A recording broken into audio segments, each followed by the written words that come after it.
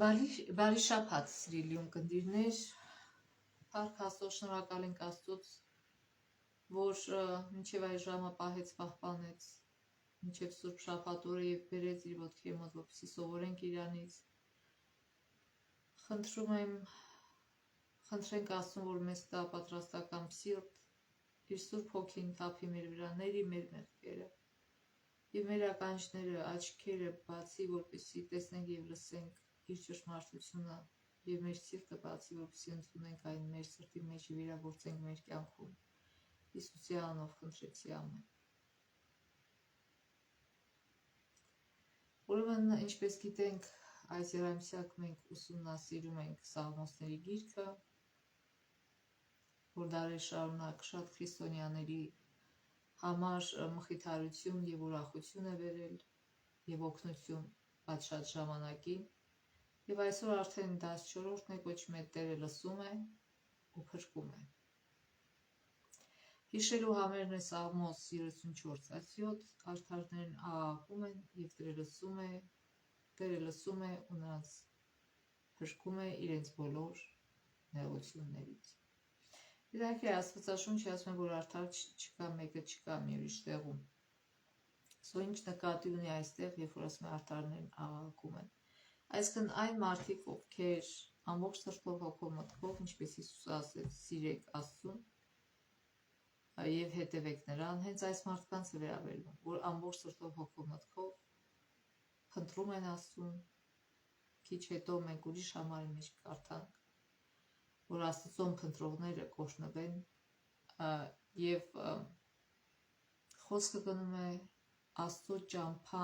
ճամփով ուզեցող գնալու, Աստծո ճանապարհով գնալու ուզող մարդկանց մասին, ովքեր ուզում են Աստծո զավակը դառնալ եւ լինեն։ Ուրեմն Սաղմոսները կրկին ու կրկին ընդգծում են այն ճշմարտությունը, որ գերագույն իշխանը Տերն է, ով արարել ու պահպանում է տիեզերքը, նաև բացահայտում է իրեն որպես անձնական Աստված, ով նախաձեռնում ու պահպանում է հարաբերությունները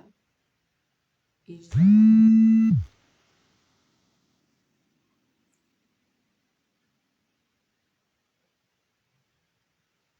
Աստված մոտ է իր ժողովրդին եւ իր արարչագործության, ինչպես երկնքում, այնպես էլ երկրի վրա։ Սաղմոսներ 103:19 ասում է, որ թեև նա երկնքում հաստատեց իր գահը, Սաղմոսներ 68:4 ասում է, որ հեծնում է ամպերի վրա,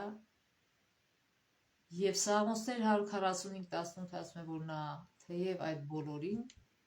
նա նաև մոտիկ է բոլորին, որ իրեն են կանչում, այն բոլորին, որ ճշմարտությամբ կանչում են իրեն։ Ոչ թե ուղղակի կանչում են, այլև ճշմարտությամբ են կանչում։ Ինչ է նշանակում ճշմարտությամբ։ Այսինքն մարդիկ, ովքեր ուզում են ճշմարտության ճանապարհով գնալ։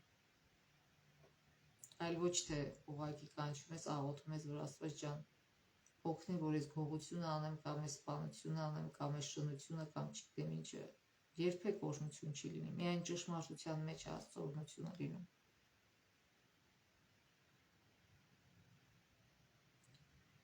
Սաղմոսները հաստատում են այն ճշմարտությունը, որ Տերը կենդանի Աստված է, ով գործում է նրանց համար, ովքեր կանչում են իրեն։ Եվ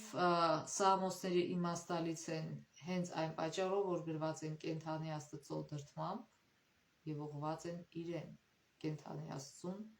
ով լսում եւ պատասխանում է աղոթքները։ Եվ մենք պետք է հիշենք, որ Տիրոջ մոտիկությունը պատշաճ արձագանքելու համար հարկավոր է հավատ նրա հանդեպ եւ հնազանդություն նրա պատվիրաններին։ Մեկ առանց մյուսի չի լինում։ Հնազանդությունը պատվիրաններին ապացուցում է, որ մենք հավատք ունենք եւ մեր հավատքը դատարկ չի։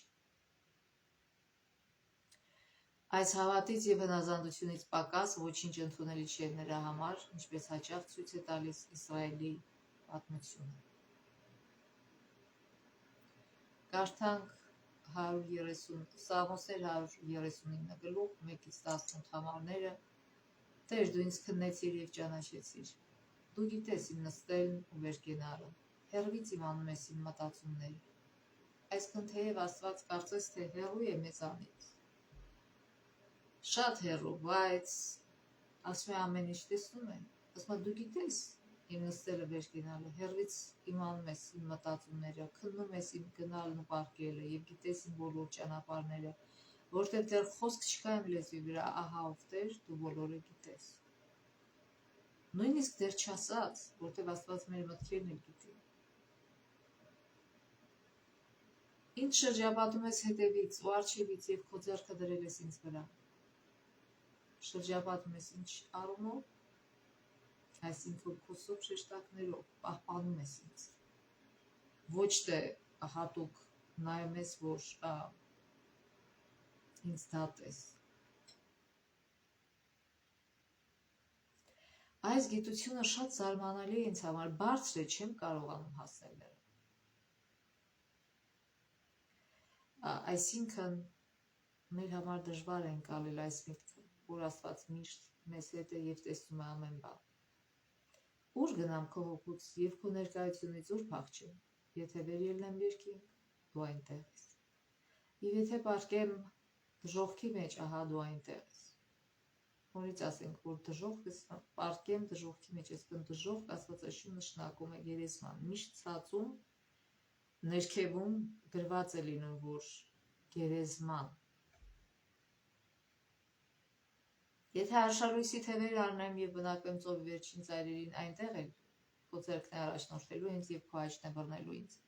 Եթե ասեմ թող խավարն ինձ ծածկի, այն ժամանակ գիշերն էլ լույս կդառնա իմ շուրջը։ Մութն էլ խավար չէ քեզ համար, գիշերն էլ լույս է ցերեկի պես, խավարն էլ լույսի պես է քեզ համար։ Որովհետև դու ստեղծեցիր իմ ներքին անդամները և ծածկեցիր ինձ իմ մոր որովայնում։ Գոհանում եմ քեզանից, որովհետև ահա որ և զարմանալի կերպով ստեղծվեցի։ Զարմանալի են քո գործերը, և իմ անձը լավ է հասկացել։ Իմ ոսկորները չծածկվեցին քեզնից, և ես ստեղծվեցի ծածուկ տեղը և ճարտարությամբ կազմվեցի երկրի խորություններում, նկատի ունի արգանդով։ Քո աչքերը տեսան իմ կերպարանքը, որ անպատրաստ էր դեռ, այսինքն սաղմը, և քո գրքում գրված էին այն բոլոր օրերը, որ լինելու էին, և դեռ նրանցից ոչ մեկը չկար։ Սա ինչ է նշանակում, որ Աստված նախօրոք գիտի մեր կյանքը, մեր կյանքի ընթացքը, ոչ թե ինքը որոշել է, թե մենք ոնց ընթանանք, ոչ, որտեղ ինքը մեզ ազատ ընտրություն է տվել, այլ ուղղակի Աստված ամենագետ է, ինքը նախօրոք գիտի, թե մենք ինչ ճամփա կբռնենք, ինչ կյանքով կապրենք։ Որքան պատվական են ինձ համար քո խորհուրդներով Աստված, որքան մեծ է նրանց թիվը, եթե հաշվեմ դրանք, ավազից շատ են, երբ արթնանում եմ դեռ քեզ հետ։ Չկան գեղեցիկ Սաղմոս։ Ուրեմն, երբեմն լինում է, որ մենք ուզում ենք օգնել մեկին, բայց հնարավորություն չունենք։ Երբեմն լինում է հնարավորություն ունենք, բայց ճիշտ չենք օգնում, ճիշտ ձևով չենք օգնում կամ այն չենք օգնում, ինչ որ պետք է դեպ մարդուն, ինչու, որտեղ մենք սահմանափակ մարդիկ ենք։ Մենք երբեք չենք կարողանա իմանալ այդ մարդու իրավիճակները և պայմանները, եթե ինքը իհարկե չկիսվի պարզ ձևով, բայց Աստված առանց կիսվելու, առանց ասելու ինքը գիտի։ Եվ Աստված ցանկանում է և օգնում է մեզ, և հնարավորություն ունի մեզ օգնելու, և ցանկություն ունի օգնելու մեզ, և օգնում է ճիշտ նրանով, ինչը որ մեզ պետք է անհրաժեշտ է, և ճիշտ այն ժամանակ, երբ որ մեզ անհրաժեշտ է։ Այսինքն մենք ունենք իմաստուն Հայր, որը միշտ, գիտեք, փոքր երեխաները չգիտեն ինչն է իրենց համար լավ, ինչն է վատ։ Ինչու փոքր, պատայներն էլ շատ անգամ, երիտասարդներն էլ, և նրանք ուզում են ծնողներից բաներ, որ ծնողները նախօրոք գիտեն, որ դա լավ չի լինելու իրենց համար։ Եվ ծնողները չեն անում դա, որտեղ գիտեն լավ չի լինելու իրենց համար, բայց ծնողները միշտ անում են իրենց երեխաների համար այն, ինչ որ անհրաժեշտ է իրենց, և անում են ճիշտ ժամանակին։ Ուրեմն Աստված մեր սիրող Հայրն է։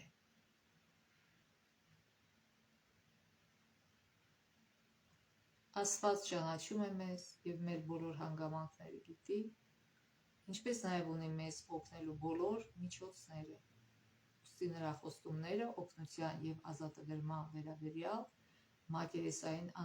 անհեթեթություններ չեն, այլ հաստատուն հավաստիություններ։ Դրանք մարդկային խոստումներ չեն։ Մարդ ինքը սահմանափակ էակ է։ Կարող է խոստանալ, բայց հետո կարող է ցանկություն ունի, բայց չի ստացվում որ օգնի։ Դրա համար Աստված ասում է երբեք խոստում մի տվեք, որտեղ մենք շատ սահմանափակ հնարավորություններով մարդիկ ենք։ Կապ չունի թե ինչքան փող ունեն եւ այլն։ Աստված այնքան լավ ու մանրամասն է ճանաչում Սաղմոս 2-ին, այս գնդավթին, որ նույնիսկ վերջինիս մոր արգանդը չի կարող նրան թաքցնել Աստծուց։ Աստված գիտի մեզ, եւ մենք կարդացինք նոր այս Սաղմոս, Աստված գիտի մեզ մեր սաղմնավորման օրից, տեսնում եք թե ինչպես ենք մենք զարգանում, ինքն է ղեկավարում այդ process-ը եւ մեր ծնվելը ամեն ինչ ծննդյան օրից, մինչեւ սաղմնավորման օրից, մինչեւ մեր մահվան օրը։ Ինքը գիտի մեր մասին ամեն ինչ։ Ոչինչ թաքցված չէ նրանից։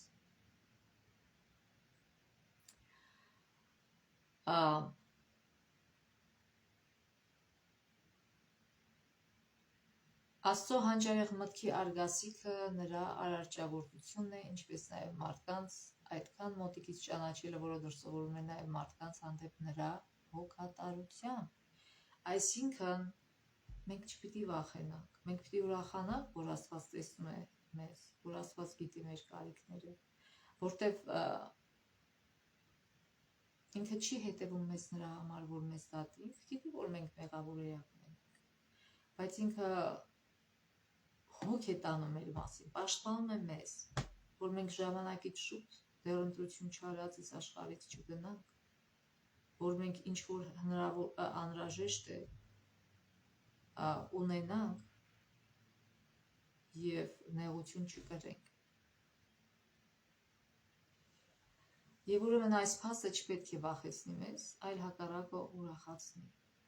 Եվ ստիպի երախտապարտ լինել այն ամենի համար, ինչ անուն մեր փրկության նա արեց խաչի վրա։ Եվ իհարկե ինչ որ անում է ամեն օր մեզ համար։ Եվ հավատքով մենք ստանում ենք Հիսուսի արդարությունը, եւ չնայած Աստված բնակվում է մեր գալակտիկայից դուրս, բայց ինքը գիտի աշխարհի յուրաքանչյուր տեղում ինչ է կատարում նույնիսկ հողի տակ։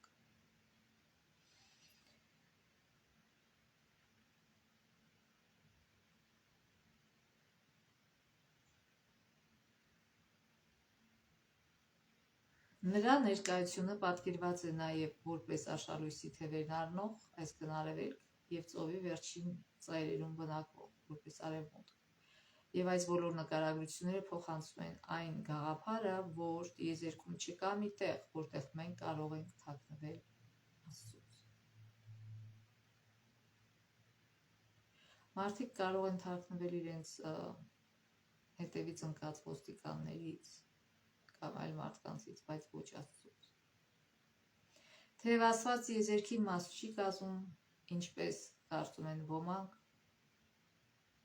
նա մոտ է այնտեղ առկա ամեն ինչին, քանի որ ոչ միայն ստեղծել, այլ նաև պահպանում է այն։ Աստված, գիտեք, տենց տեսություններ կազմա, ոնց որ ժամացույցը սարքում ես, լարում ես եւ վերջին աշխատում է այդպես։ Ոչ,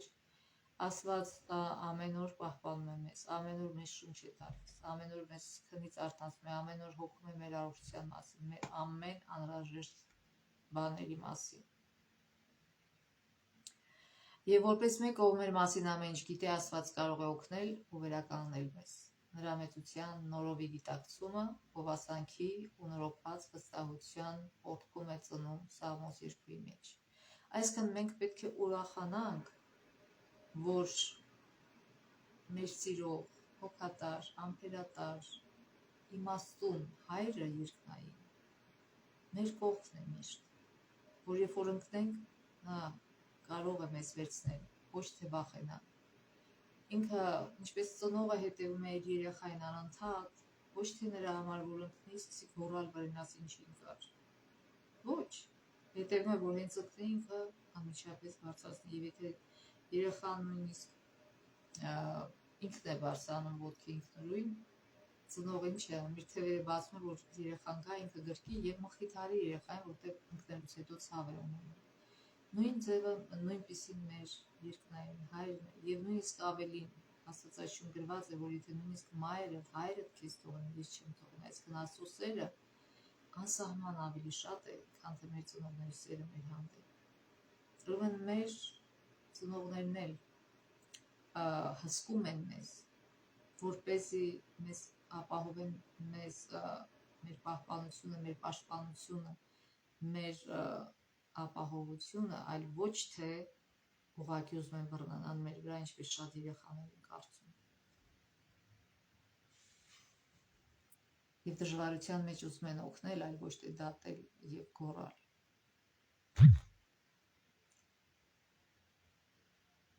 Ուրեմն մենք պետք է ուրախ լինենք, որ նման Աստված ունենք։ Նա համարում է, որ Աստծո, այսինքն Դավիթը համարում է, որ Աստծո իրեն այդքան լավ ճանաչելու միջոց է, որը կարող է իր կյանքից հեռացնել այն ամենը, ինչը խանգարում է Աստծո հետ իր հարաբերություններին։ Ոմանք կարող են վախեցնող համարել այն փաստը, որ Աստված այդքան շատ բան գիտի իրենց մասին, նույնիսկ իրենց ամենամոտ գաղտնիքները, այս դեպքում ինչու է ավետարանը մեր միակ հույսը, որտեղ Աստված չի ուզում մեր սխալները շփոթի մեր երեսին, այլ ուղղակի ուզում է, որ մենք դարձի գանք, որ մենք ապաշխարենք մեր սխալների համար, որ մենք գիտակցենք մեր սխալները եւ ուզենանք հեռանալ, թողնել դրանք, միայն դրա համար։ Եվ Դավիթը որտեղից էր այսքան վստահություն հավատ սովորել Աստծո հանդեպ, որտեղ ինքը փոքր ժամանակվանից հովվում էր իր հոր հոտերը եւ հեշտ չէ այդ գործը։ Անդադ վտանգների մեջ առյուծ է հարձակվում, արջ է հարձակվում, գայլ է հարձակվում։ Իհարկե, եթե անտարբեր լինես, չմտածես, ասես դե լավ, տանմա թող տանի, կարևորը ես ողջ առողջ մնամ։ Ոչ, Դավիթը Աստծո օգնությամբ, Աստծո զորությամբ, նույնիսկ ասում է, ես կռվում էի, երբ որ գալիս է որ Գողիաթի հետ կռվի, եւ Սավոն ասում է դու չես կարող, ասում է ոչ, ես առյուծի եմ հաղթել իմ այս մերկ թևերով, միայն թևերով, առանց զենքի։ Եվ արջի, եւ առյուծի, եւ ասում է ես իմ ոչխարներին օկել եմ իրանց բերանից։ Եվ ինքը գիտակցում էր, որ ոչ թե ինքը ուժեղ է, խիզախ է դրա համար, այլ որ ինքը խիզախ է եւ ճարպիկ է, բայց ինքը գիտեր, որ Աստծո շնորհքն է դա, որ իրեն տրված է։ Եվ դրա համար ինքը այդքան վստահություն ուներ Աստծո հանդեպ։ Դրա համար ինքը այդքան սաղմոսներ ա գրել, որտեղ ներկայացրել է իր աղոթքները, խնդրանքները եւ իր փառաբանությունները Աստծո հանդեպ։ Դավիթը չէր փառաբանում երբեք ինքը իրեն։ Դավիթը փառաբանում էր միայն Աստծուն։ Դավիթը այն մարդն էր, որ շատ հաղթանակներ էր տարել պատերազմներում եւ շատ հաջողություններ էր ունեցել։ Բայց նաեւ այն մարդն էր, որ հասկանում էր, որ այդ ամեն ինչը Աստծո շնորհքն էր եղել։ Եվ դրա համար միշտ փառաբանում էր, միշտ բարձրացնում էր Աստծուն, այլ ոչ թե ինքը իրեն։ Եվ այստեղից էլ գալիս է իր հավատքը։ Ինքը գիտեր, որ եթե Աստված անցյալում իր հետ եղել է եւ պաշտպանել է իրեն, եւ օգնել է իրեն, եւ ներկայում էլ իր հետ է, եւ ապագայում էլ կլինի իր հետ։ Սա է իսկական հավատքը։ Կարդանք Սաղմոսներ 40 գլխի 1-ից 3 համարները։ Սպասելով սպասեցի Տիրոջը, եւ նա ինձ նայեց ու լսեց իմ աղաղակը։ Ինձ հանեց կորստի հորից, տղմոտ ցեխից, ոտքերս կանեցրեց վեմի վրա ու քայլվածքս հաստատուն դարձրեց։ Ով? Ինքը չի ասում, այդ ես իմ շնորհքով եմ արել, իմ որտեղ ես գիտեք, շատ խելացի եմ, շատ եմ, շատ եմ։ Չէ, ինքը ասում է սպասելով սպասեցի Տիրոջը եւ նա ինձ նայեց ու լսեց իմ աղաղակը։ Այսքան միշտ իր դժվարությունների մեջ ամեն պահ ինքը դիմել է Աստծուն։ Ինձ հանեց կորստի հորից, աղմոտ ցեխից, ոտքերս կանեցրեց վեմի վրա ու քայլվածքս հաստատուն դարձրեց։ Ես եւ նոր երկ դրեց իմ բերանը, մեր Աստծո օրհնությունը։ Շատերը պիտի տեսնեն եւ ախենան եւ իրենց հույսը դնեն Տիրոջ վրա։ Ինքը չասեց փառք ինձ Դավթիս, փառք իմ զինվորներին, փառք սրան, նրան։ Ինքը ասեց նոր երկ դրեց իմ բերանը, մեր Աստծո օրհնությունը, որ փառաբանի Աստծուն եւ հույսը դնի Աստծո վրա։ Եվ 4 համարն էլ կարդանք, ասում է երանի այն մարդուն, որ իր հույսը դարձնում է Տիրոջը եւ չի հետևում ավարտավաներին եւ ստության հետևողներին։ Նաեւ կարդանք Սաղմոսներ 50:15 համարը։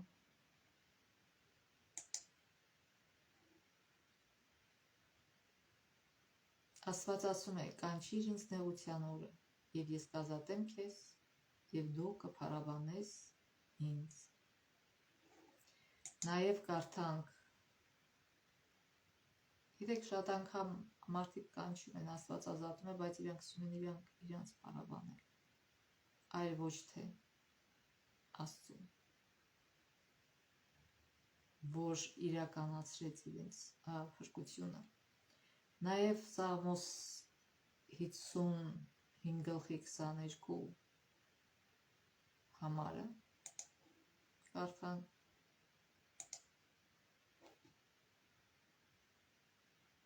Քո հոգսը գցիր Տիրոջ վրա եւ նա խնամք կտանի քեզ համար։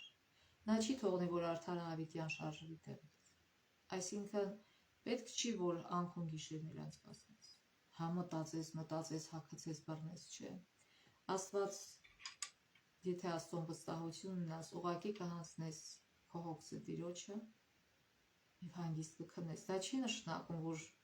բազմոցի վրա նստած կսպասես, թե երբ է Աստված քո խնդիրները լուծելու, ոչ։ Իհարկե որ մենք ուղեղ ունենք, Աստված մեզ ուղեղ է տվել եւ պիտի օգտագործենք, բայց դա պիտի անենք Աստծո հսկողության ներքո, Աստծո օրհնության ներքո, որ իրականում մեր հարցերը լուծվեն այնպես, ինչպես Աստված է ուզում լուծվի, որտեղ ինքն է ամենայն մասումը, ոչ թե մեր հասկացած ձևով։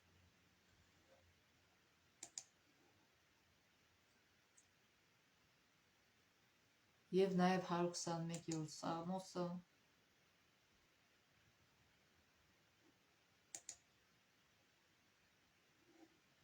Ես բարձրացնում եմ իմ աչքերը դեպի սարերը, որտեղից պիտի գա իմ օգնությունը։ Իմ օգնությունը Տիրոջից է, որ արարեց երկինքն ու երկիրը։ Նա չի թողնի, որ քո ոտքը սահի, քո պահապանը չի քնի։ Ահա Իսրայելի պահապանը, որ չի ննջելու եւ չի քնելու։ Տերը քո պահապանն է։ Տերը քեզ հովանի է քո այս ձեռքի մոտ։ Այս խոսքերը վերաբերում են ոչ միայն Իսրայելին, այն ժամանակ Իսրայելն է դրա համար, բայց յուրաքանչյուր հավատացյալի, ով ընդունել է իր սրտում Հիսուս Քրիստոսին, այս խոստումները հին կտակարանից, Սաղմոսներից եւ նոր կտակարանից բոլորը վերաբերվում են մեզ ներկա հավատացյալներիս։ Տերը քո պահապանն է, Տերը քեզ հովանի է քո այս ձեռքի մոտ։ Ցերեկն արեգակը չի զարկելու քեզ, ոչ էլ լուսինը գիշերը։ Տերը պիտի պահպանի քեզ ամեն չարից, նա պիտի պահպանի քո անձը, Տերը պիտի պահպանի քո երթու դարձը այսուհետև մինչև հավիտյան։ Ինչքան գեղեցիկ Սաղմոս, ինչքան ուրախություն եւ հույս այն պիտի տա մեզ, ինչքան հոգս պիտի վերցի մեր ուսերից, երբ որ մենք գիտենք, որ Աստված քնած չէ, որ Աստված գիտի մեր կյանքի պայմանները, ամեն ինչ որ կատարում է մեր կյանքում եւ ինքը միշտ պատրաստ է օգնել, բայց պատրաստ է օգնել իր ձևով, այլ ոչ թե մեր ուզածով, որպեսզի լավագույնը լինի, ինքը մեր լավագույնն է ուզում, մենք չենք կարող իմանալ մեր լավագույնը, մենք մեր կարծիքով կարծում ենք, թե լուծումը սա է եւ դա լավ կլինի, եւ Աստված երբեմն թողում է որոշ ժամանակ, որ մեր լուծումների հետևանքները տենանք, հետո երբ որ տեսնում ենք, չէ, մեր խելքը շատ կարճ է եւ սխալ լուծումներ է գտնում, որ ավելի է բարդացնում իրավիճակը, այն ժամանակ դիմում ենք նրան, որպես ինքը խառնվի եւ շտկի մեր արած սխալները կամ սխալ լուծումները։ Ուրեմն մեր Աստված կենդանի Աստված է, ով գործում է նրանց համար, ովքեր կանչում են իրեն։ Սաղմոս երկն ասում է, ես ամեն ժամանակ Տիրոջը դրեցի իմ առջև, Սաղմոսներ 16:8 համարում, այսինքն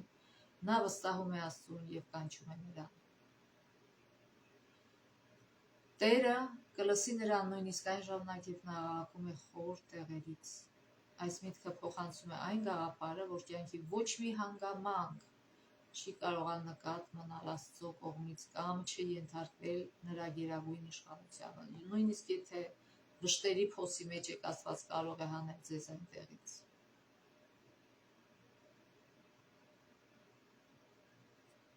Ուստի Սաղմոս 2-ի աղաղակը որքան էլ հրատապ ու սրտակեղեկ լինի, երբեք անհույս չէ։ Մենք նոր կարդացինք 121-րդ Սաղմոսը, և այն ցույց է տալիս Արարչի զորությունը հավատարիմ հավատացյալների կյանքում։ Այդ զորությունը ներառնում ամեն բնագավառը մեր կյանքի։ Եվ ասում է, ձեր ոտքը չի սայել։ Խոսքը միայն ֆիզիկական ոտքի մասին չէ, այլ նաև Աստված ասում է, եթե դուք վստահեք ինձ, ես չեմ թողնի դուք շեղվեք ճիշտ ճանապարհից, այլ միշտ ճիշտ ճանապարհով կքայլեք։ Եվ նա այս սաղմոսներում ներկայանում է որպես մեր պահապան, որ երբեք չի ննջում, չի քնում։ Գիտեք, այսինքն դա ինչ է նշանակում, որ Աստված միշտ զգոն է և զգոն ձևով մեզ պահպանում է և միշտ պատրաստական է գործելու իր զավակների համար։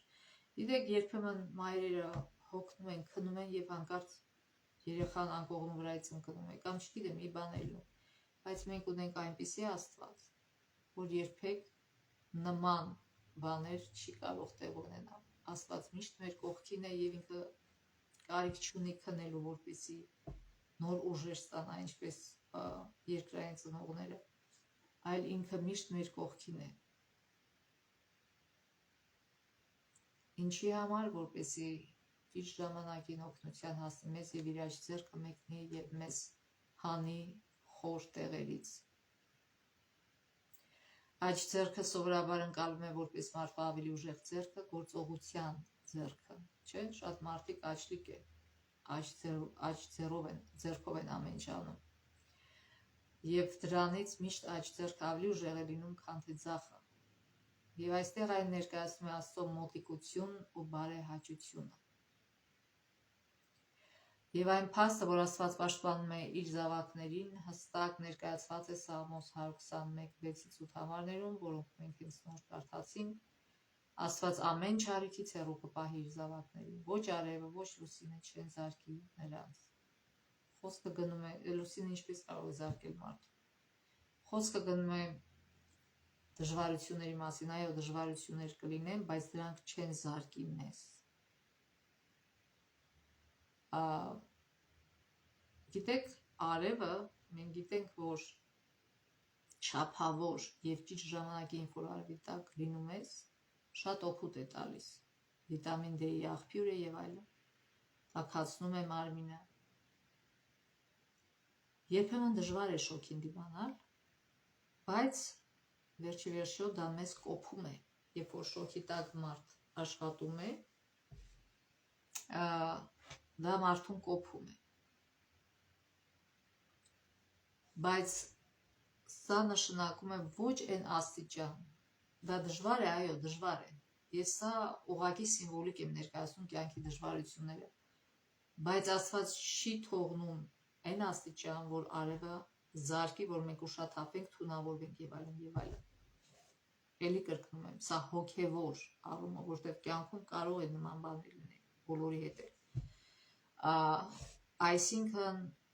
Աստված միշտ հսկում է մեզ, միշտ հոգ է տանում մեր մասին, որպեսզի դժվար պարագաներից մեզ հանի դուրս։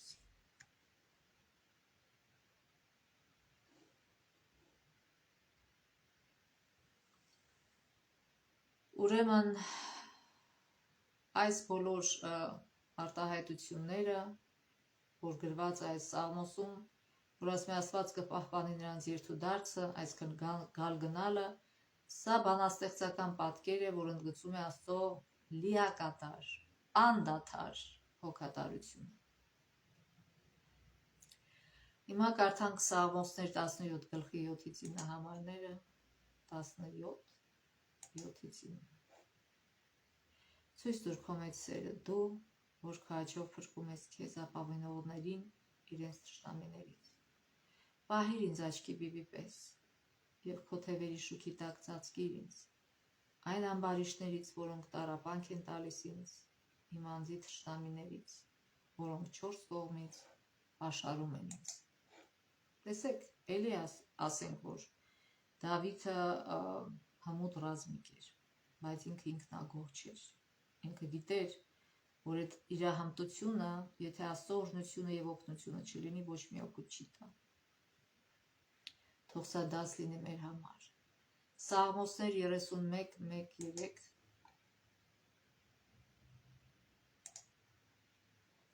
Ով Տեր, ես քեզ եմ ապավինել, թող որ չամաչեմ հավիտյան, քո արդարությամբ ազատիր ինձ։ Ականջդ դեպի ինձ խոնարհիր, շուտով ազատիր ինձ, զորավորվեմ եղիր ինձ համար, եւ ամուշտում որ փրկես ինձ, որտեղ դու ես իմ բեմը եւ ամրոցը, քո անվան համար առաջնորդիր ինձ եւ հովանի եղիր ինձ։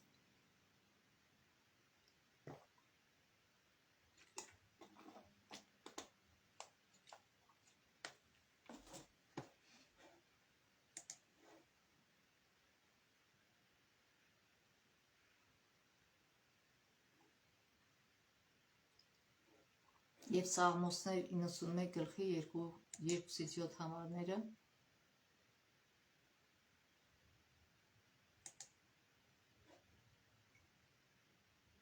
Ես Տիրոջը կասեմ իմ ապավեն եւ իմ ամրոց, իմ Աստված, որի վրա եմ հույսս դրել, որովհետեւ նա կփրկի քեզ որսացողի որագայթից, չարժան տամահից, նա քեզ կծածկի իր փետուրներով, նրա թևերի տակ ապահով կլինես, նրա ճշմարտությունը վահան է եւ զրահ։ Դու չես վախենա գիշերվա զարհուրանքից, այն նետից, որ թռչում է ցերեկը, այն ժանտախտից, որ շրջում է խավարում, այն հարվածից, որ սատկեցնում է կեսօրին, 1000 հոգի կընկնեն քո կողքին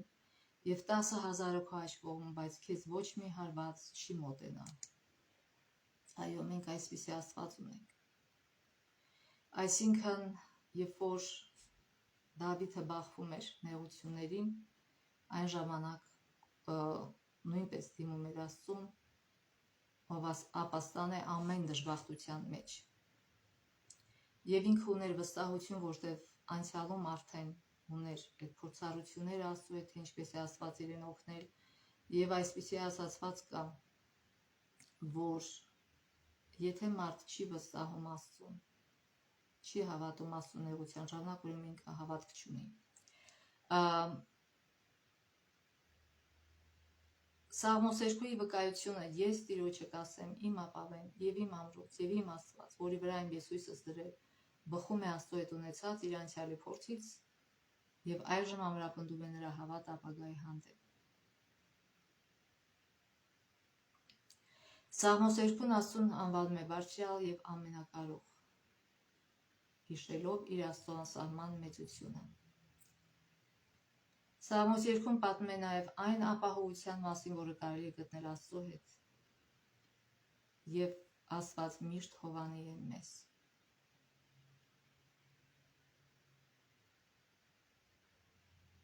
Ասում է Աստծո թևերի շուքի տակ։ Հիշում եք, որ Հիսուսը ասում էր, ինչքան ուզեցա, Երուսաղեմ, ինչքան ուզեցա ձեզ հավաքել իմ թևերի տակ, բայց դուք չուզեցիք։ Ինչպես հավն է հավաքում, տեսել եք իր ճուտիկներին եւ փակում է իրեն, այսքան պաշտպանում է իրենց, եւ Աստված իրեն համատում է երկրորդ օրինաց գրքի մեջ արծվի հետ եւ ասում է, ինչպես արծիվը, գիտեք արծիվը, երբ որ ուզում է սորացնել իր զաքերին թռչել,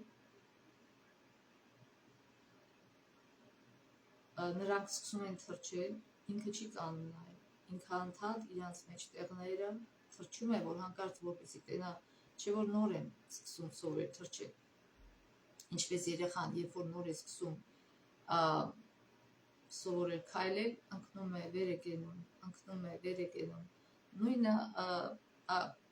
արծվի ձագերներ մի անգամից չեն թռնում, կարող են ընկնել եւ դրա համար իրանց ծնողը թրջում է եւ երբ որ տեսնում եք ընկնում է անմիջապես դնում է եւ իր թևի վրա է վերցնում, որպեսզի չվնասվի իր ձագը եւ ուրեմն Աստված իրեն համատում է արծվի հետ եւ երբ որ Աստված մեզ սովորեցնում է թրջել հավատքի թևերով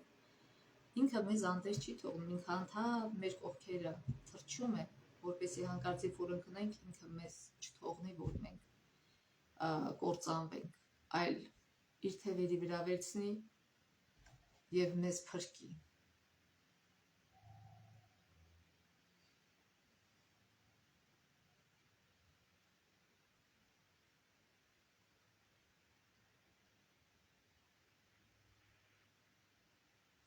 Ուրեմն Սաղմոս 114-ը նկարագրում է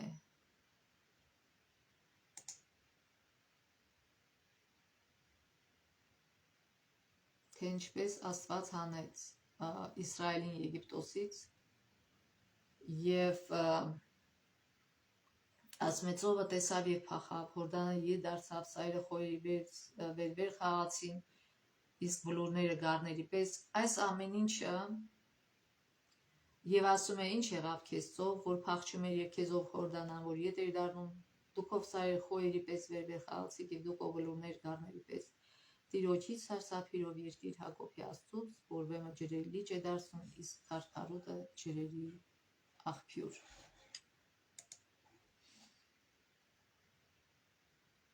Եվ երբ որ մենք ուսումնասիրում ենք, թե ինչպես իր զավակներին Եգիպտոսից հանեց, դա նույնը վերաբերվում է մեզ։ Ինչքան դժվարությունների միջով իրանք անցան, բայց Աստված իրենց 40 տարի իրենց մասին հոգ տարավ։ Մեր ճանապարհն էլ դեպի փրկություն կարելի է համեմատել հենց այդ ճանապարհի հետ 40 տարվա, որպեսզի Աստված մեր կյանքի ճանապարհը ուղղում է դեպի փրկություն։ Եվ այդպիսի օր չկա, որ Աստված հոգ չտանի մեր անհրաժեշտ կարիքների մասին, թե հոգեկան, թե ֆիզիկական, թե մտավոր, թե հոգևոր։ Ուղղակի մարդիկ կան, որ ավելի շատ են ուզում, քան թե իրենց պետք է։ Եվ չեն կշտանում, կարծում են, որ ես իրանց պետք է, բայց Աստված չի տալի եւ ամեն ժամ թափում են, որ ձեռք բերեն, բայց այդ ձեռք բերած իրանց ոչ մի բանով օգուտ չի տալի։ Եվ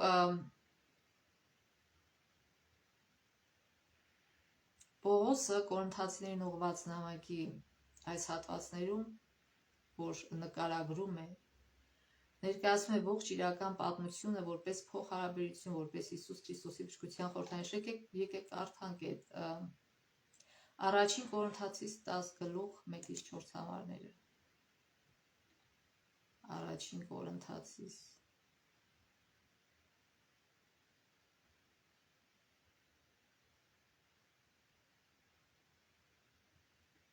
10:1-4 համարները։ Եղբայրները, չեմ ուզում անտեղյակ լինեք, որ մեր հայրերը բոլորն էլ ամպի ներքո էին ու բոլորն էլ ծովով անցան, բոլորը Մովսեսին հետևելով ամպի մեջ եւ ծովում մկրտվեցին, ու բոլորն էլ նույն հոգևոր կերակուրը կերան, բոլորն էլ նույն հոգևոր ըմպելիքը խմեցին, որտեղ այն հոգևորը վեմից էին խմում, որ նրանց հետ էր գնում, եւ այդ վեմը Քրիստոսն էր։ Այսքան հիմա էլ մենք մկրտվում ենք, գնում ենք եկեղեցի, նույն հոգևոր հացն ենք ուտում, բայց այն ժամանակ բոլոր հրեաները փրկվեցին, ոչ, բոլոր հրեաները մտան ավետյաց երկիր, ոչ, այսինքն ինչպես նաև բնության աշխարհում բոլոր արևը շողում է բոլոր ծաղիկների համար կամ բոլոր մրգերի համար, հողը սնունդը տալիս է բոլորի համար, ջոկողություն չի դնում, բայց կա ծաղիկներ, որ լավ ծաղկում են սիրուն, կա ծաղիկներ, որ թոշնում են, չեն ծաղկում կամ եւ նույնը պտուղները, կամ որ շատ լավ պտուղներ են, կամ որ փչացած են կամ չեն ընդհանրապես այդ ծաղիկը չի դառնում պտուղ։ Այսինքն մարդիկ էլ եկեղեցի են գալի, մկրտվում են, հոգևոր հաց են ուտում, խմում են Քրիստոսի ջրից, այսքան վեմից, որ Քրիստոսն է, բայց բոլորն են արդյոք փրկվելու ոչ։ Դա չի նշանակում, որ մենք պիտի դադարենք, ոչ։ Դրանք միջոցներ են։ Չի կարա ծաղիկը առանց արևի ծաղկի կամ առանց հողի սնվի։ Մենք էլ չենք կարող առանց հոգևոր հացի աճել եւ առանց մկրտության ուխտ կապելու Աստծո հետ գնալ դեպի փրկություն։ Դրանք բոլորը անհրաժեշտ է։ Բայց խոսքը գնում է, թե մենք ինչպես ենք արձագանքում։ Մեր արձագանքից է կախված մեր փրկությունը։ Արդյոք մենք ընդունում ենք Աստծո բոլոր այդ օրհնությունները փրկության համար, թե ոչ։ Ուրեմն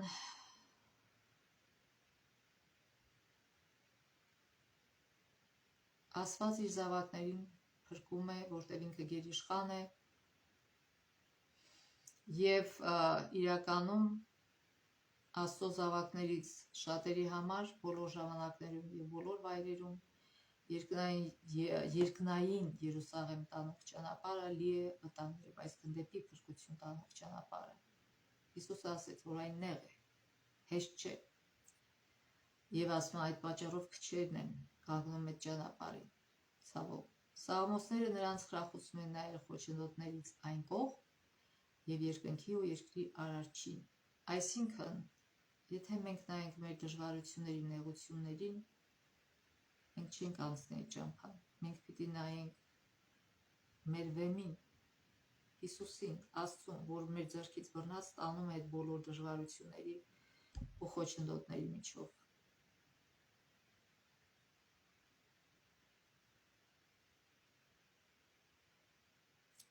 Եվ սարսափել բառն այստեղ,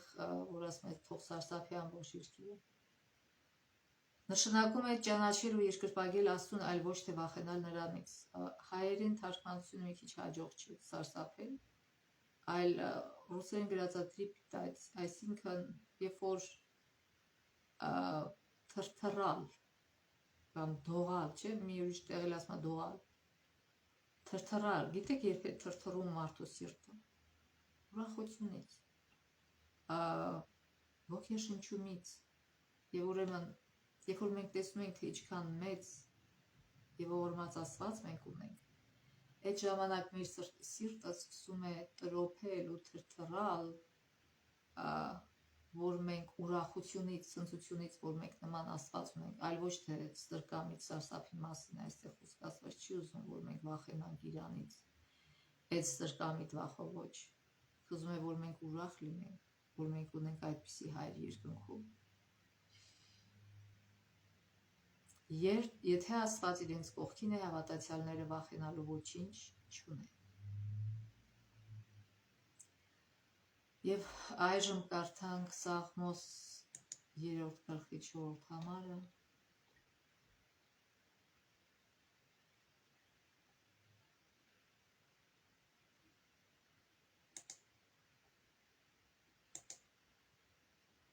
Իմ ձայնով աղաղակեցի Տիրոջ, եւ նա պատասխանեց ինձ իր սուրբ լեռից։ Նաեւ 14 գլխի 7 համարը։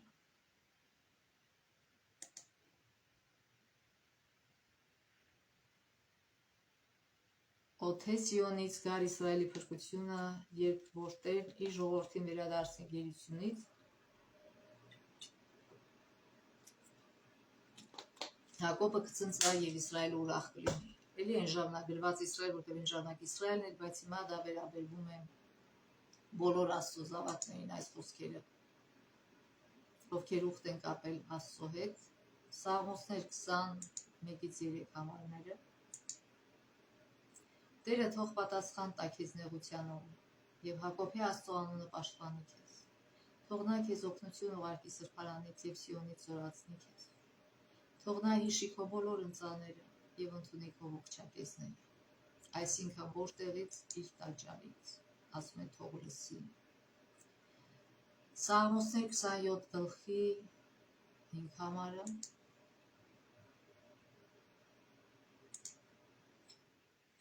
Որովհետև չարորը նա ինձ ծածկում է իր բնակարանում։ Որն է Աստծո բնակարանը? Եկեղեցին։ Նա թաքցնում է ինձ իր վրանի ծածուկ տեղում եւ ինձ բարձրացնում է բեմի վրա։ Որն է Աստծո վրանը? Այն ժամանակ, երբ որ Դավիթը կար, տաճարը դեռ չէին կառուցել, որտեղ իր որդին Սողոմոնը կառուցեց, եւ այդ ժամանակ վրանի մեջ էր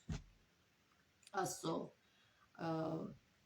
զոհասեղանը ամեն ինչը գտնվում, եւ այնտեղ էին գնում երկրպագում, եւ ասում է Աստված իր վրանի մեջ։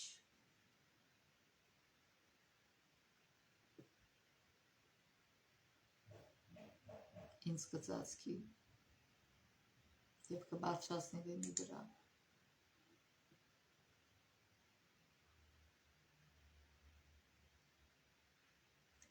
Սաղմոսներ 36:8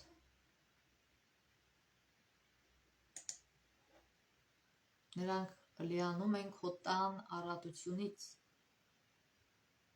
եւ քո երկրանքի գետից խմել ես տալիս նրանց։ Որտեղ? Եկեղեցում։ Մենք եկեղեցում ստանում հոգևոր սնունդ,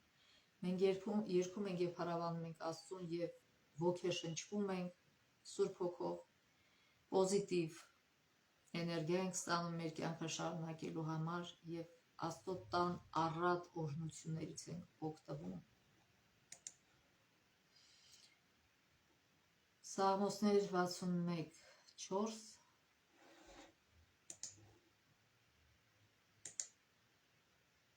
Ես հավիտյան պիտի բնակվեմ քո խորանում, հավիտյան պիտի ապավինեմ քո թևերի ծածկույթին։ Այսքան քանի կենդանի եմ, ես քո տաճարը պիտի այցելեմ, որտեղ ամենաապահով տեղը այնտեղ է։ Եվ Սաղմոս, որտեղ այնտեղ Աստծո ներկայությունն է։ Եվ Սաղմոսներ 68 5:35 համարները 68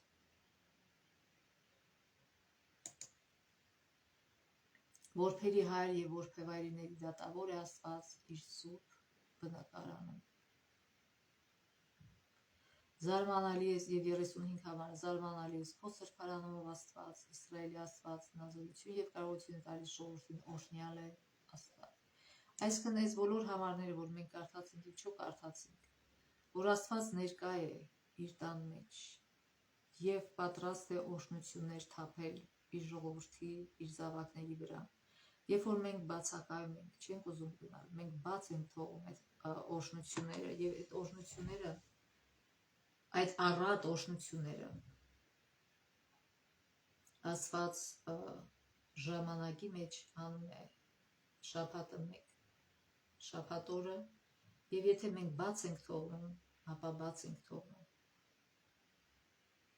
Դա շատ վատ կազդի մեր հոգևոր կյանքի վրա։ Պատկերացրեք, որ հաց ուտելը, եթե բաց ես թողնում, քո հաց ուտելը ինչ ես լինում, թուլանում ես ֆիզիկապես։ Ուրեմն հոգևոր եւ ֆիզիկական ապաստանի եւ օգնության մոտիվը կամ սկզբունքը հատկապես տեսանել է սրբարանի համատեքստում։ Սրբարանն օգնության, ապահովության եւ փրկության վայր է, սրբավայրը ապաստան է նեղության մեջ գտնվողների համար։ Աստված պաշտպանում է որբերին եւ այրիներին եւ իր ժողովրդին ուժ է տալիս իր սրբարանից։ Ուրեմն ուզում եմ ձեզ սրբարանում է տրամադրված ապաստան անհամեմատ ավելի ապահով է, քան աշխարհի ցանկացած այլ վայրում տրամադրված անվտանգությունը, քանի որ սրբարանում Աստված է բնակվում։ Ուստի անվտանգություն ապահովում է ոչ այնքան տաճարը, որպես ամուր շինություն, որքան Աստծո ներկայությունը։ Նույն կերպ էլ Սիոնը լինելով Տիրոջ բնակության լեռը ավելի ապահով է, քան մյուս լեռները, թեև ընդամենը մի համեստ բլուր էր։ Այսինքն Աստված է, որ ուժ է տալիս,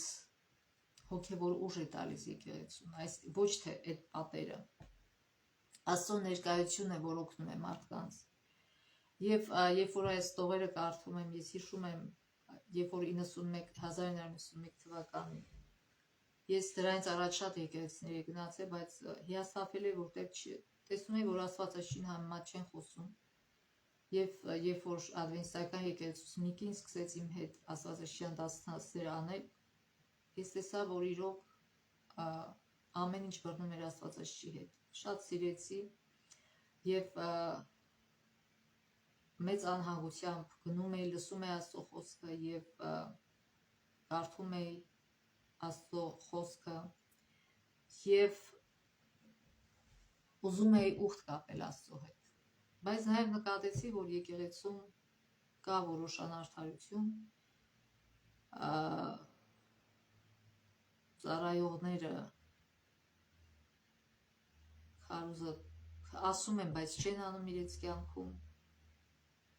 որոշ անարդարություն են անում, եւ ես մի ձևի խառնաշփոթության մեջ ընկա։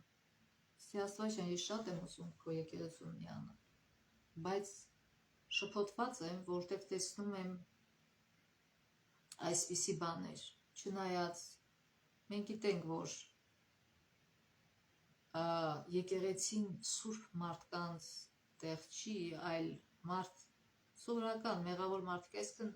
անսովոր մարդ չկա, սուրբ մարդ չկա։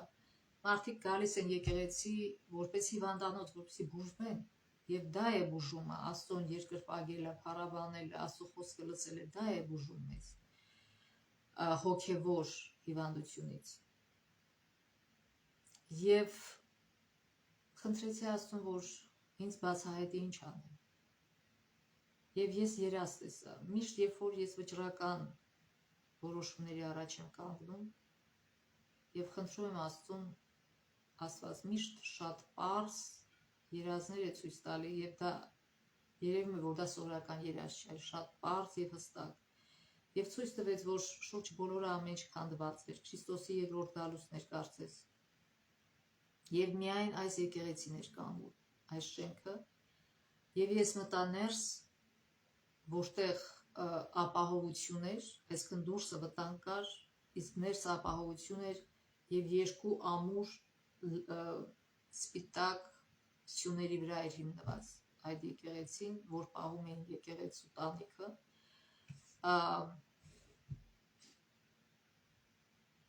եւ Աստված ցույց տվեց, որ ապահովությունը այդտեղ է, եկեղեցու մեջ է։ Եթե ուզում են մարդիկ փրկվել, պետք է գան եկեղեցից։ Ամեն գալացողը չի փրկվի, բայց գալով փրկությունը կլինի։ Եվ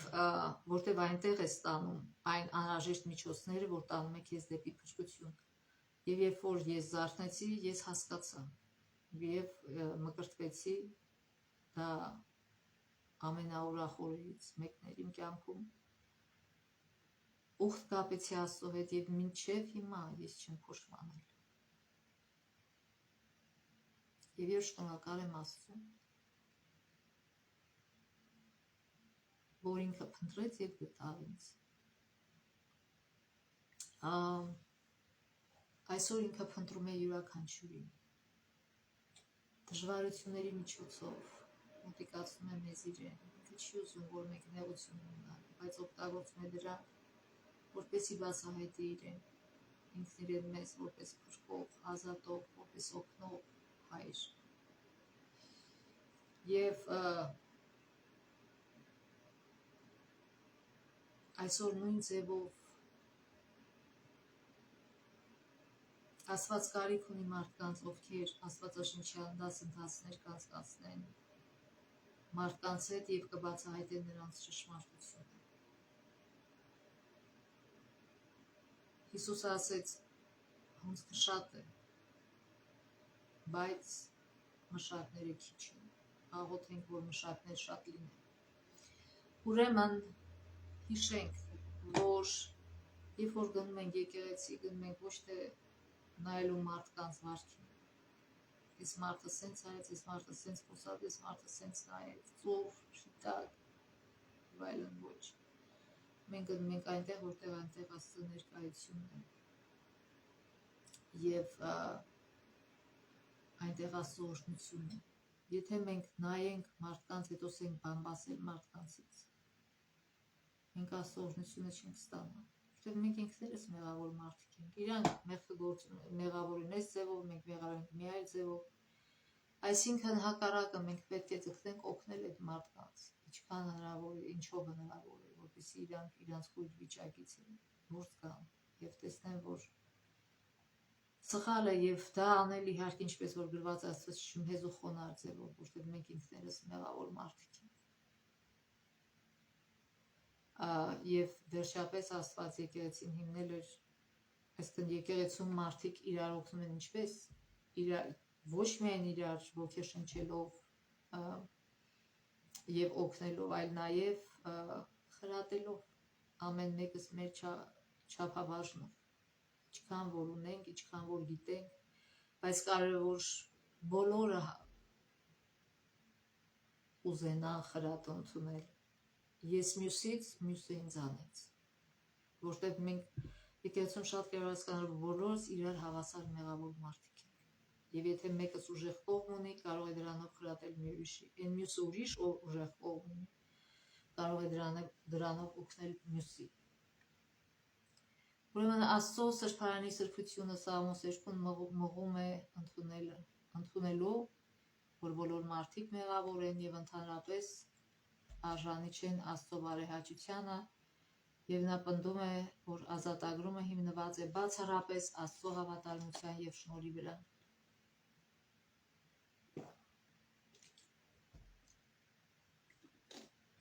Մեր մեջ չկա որևէ բան,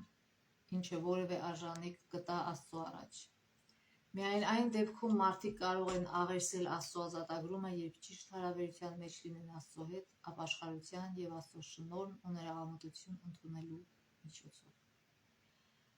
Սրբարանի ծառայությունը ներկայացնում է Հիսուսի մեջ գտնվող փրկությունը։ Եվ վերջում կարդանք.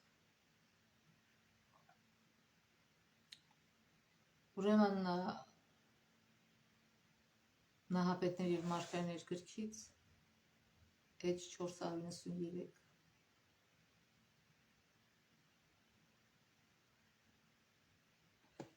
Դրանից առաջ ասենք, որ Սաղմոսներն ամրացնում են մեր հավատն Աստծո հանդեպ, ով ապահով ապաստան է նրանց համար, ովքեր իրենց կյանքը վստահում են նրա հզոր ձեռքերին։ Աստված մեծ բաներ է անում նրանց համար, ովքեր ապավինում են իրեն, Աստծո հետևորդ համարող ժողովուրդը մեծ ուժով աչքի չի ընկնում այն պատճառով, որ չափից ավելի է վստահում իր սեփական իմաստությանը եւ հնարավորություն չի տալիս Տիրոջը դրսևորելու իր զորությունը, ելնելով իրենց շահերից։ Նա կօգնի իր հավատացյալ զավակներին ցանկացած արտակարգ իրավիճակում, եթե նրանք լիովին վստահեն եւ հավատարմորեն հնազանդվեն նրան։ Եվ եւս մի մաս էլ կարդանք նորից Նահապետներ եւ մարգարեներից Էջ 203 եւ վերջացնենք։ Քրիստոսի եկեղեցու կամ անհատ քրիստոնյայի ամենամեծ հաղթանակները նրանք չեն, որ ձեռք են բերվում տաղանդով կամ կրթությամբ, հարստությամբ կամ մարդկանց բարեհաճության շնորհիվ։ Դրանք այն հաղթանակներն են, որ ձեռք են բերվում Աստծո հետ առանձնանալու շնորհիվ, երբ մարդն իր անկեղծ, պայքարող հավատով կարճում է Բարձրյալի հզոր բասկից։ Աղոթենք, որ Աստված մեզ տա այս պայքարող հավատը, որպեսզի մենք կարողանանք կառչել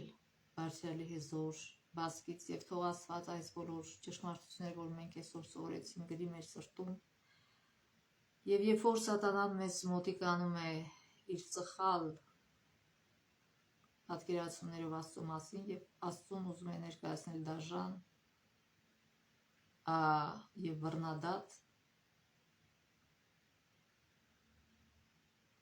դա Սատանան է այդպես, այլ ոչ թե Աստված։ Դրա համար մենք պիտի միշտ ուսումնասիրենք Աստծո խոսքը, որպեսզի ճշմարտությունը միշտ լսենք այն ճշմարտությունը, որ մեր Աստված ողորմած եւ գթած եւ նաեւ արդարադատ Աստված է, ոչ թե բռնադատ, այլ արդարադատ Աստված է։ Թող Աստված մեզ օգնի այս ամբողջ շաբաթվա ընթացքում, բոլորիս խաղաղություն եմ մաղթում, Աստված մեր հետ։ Մինչև մյուս շաբաթ Աստծո ողորմությամբ։